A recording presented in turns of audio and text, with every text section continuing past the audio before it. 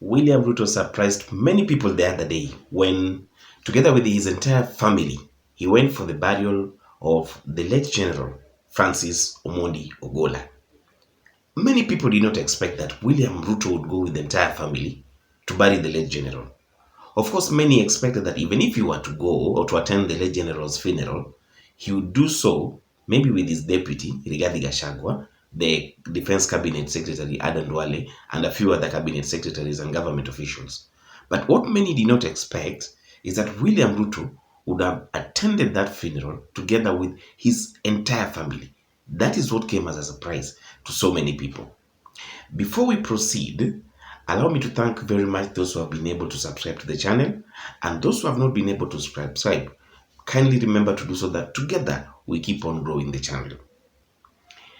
There was the presence of William Ruto's entire family, from William Ruto himself, his wife Rachel Ruto, his child Charlene Ruto, and it is even rumored that his son George Ruto was also in attendance. Nick was also rumored to be in attendance when the late gallant General Francis Ogolla was being buried at his home in Alego in Siaya County. The main reason why Ruto and his entire family decided to attend the late general's funeral are four. There are four main reasons why, in my opinion, William Ruto decided to attend the funeral with his entire family. The first reason that comes to mind is that William Ruto wants to demystify the notion that he knows a thing or two with regards to the untimely death of the late General Francis Omondi Ogolla. Being the president and receiving intelligence briefs from the entire intelligence machinery in the country, William Ruto has been accordingly briefed that many Kenyans are of the opinion that given the kind of difficult relationship he had with General Francis Ogolla, he may be in the know with regards to a thing or two pertaining to the untimely accident and death of the late Chief of Kenya Defense Forces General Francis Omondi Ogolla. Of course, in addition to that, William Ruto knows that the ground is very hostile to himself and to UDA. Kenyans are very hostile. Kenyans, in fact, do not want anything to do with UDA. And Kenyans cannot wait for 2027 to vote out the current regime and bring in somebody who can be able to fix this country properly. To demystify this myth, this heavy cloud that is hanging on his head, William Ruto decided, being the good actor that he is, decided to go with his entire family to bury the late General Francis Omondi Ogolla.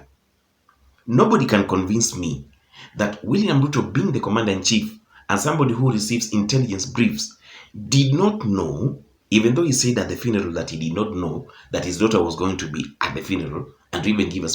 He said that when he got information from his daughter Charlene that she was going to be at the funeral, he told her that she was not going to attend, but was equally surprised to see her at the funeral.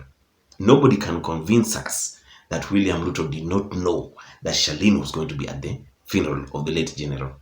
So, reason number one as to why Ruto decided to go with his entire family to the late general's funeral was, one, to demystify the myth that given the difficult relationship he had with the late General Francis Ogolla, he had to do something to show Kenyans, at least even if it is a matter of PR, that he is not involved in the late general's death. Whether he is not, only time will tell. At the moment, the investigations that are going on, let's wait and see the outcome of those investigations that was in commission by the commander-in-chief, the current commander, head of the army, head of the defense forces, William Ruto himself. So we're waiting to see the results of the investigations that are going on. The second reason why William Ruto decided to go to that funeral in his capacity and the entire family is that Ruto is in campaign mode. Ruto is campaigning for 2027. I've always said that Ruto is a very shrewd politician, is a very smart politician who has attended four major schools of political giants: the school of Daniel Moi, School of Politics, the school of Mwai Kibaki School of Politics, the school of Raila Odinga School of Politics, and the school of Uhuru Kenyatta School of Politics. William Ruto is a very shrewd and cunning politician. What he's doing at the moment, because remember, the relationship between William Ruto and the Kikuyu nation is very bad, is extremely bad. That is the reality.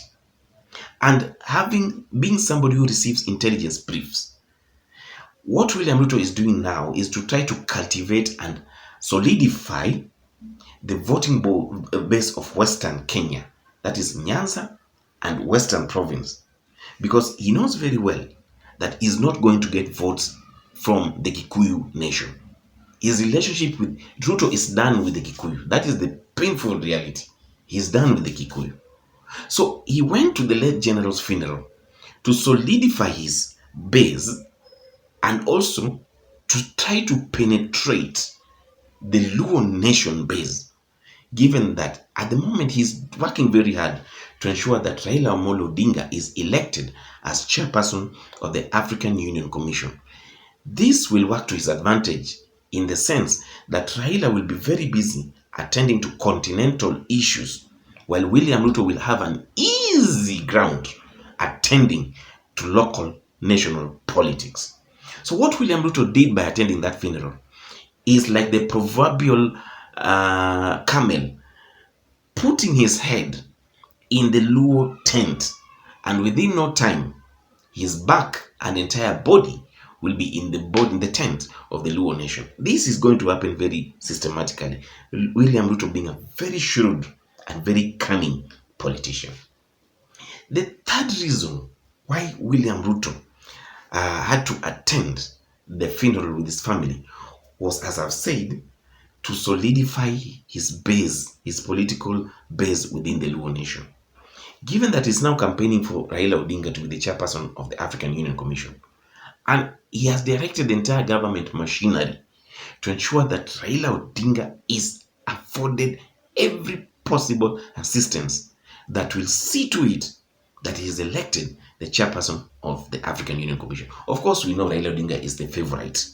All indications are that Raila Odinga is most likely going to be elected the next chairperson of the African Union Commission. William Ruto is only adding grease to Raila Odinga's path to make it much more easier for him to capture that seat. Because the moment he does that, it will be all systems go for William Ruto in Kenya to do as he wishes politically.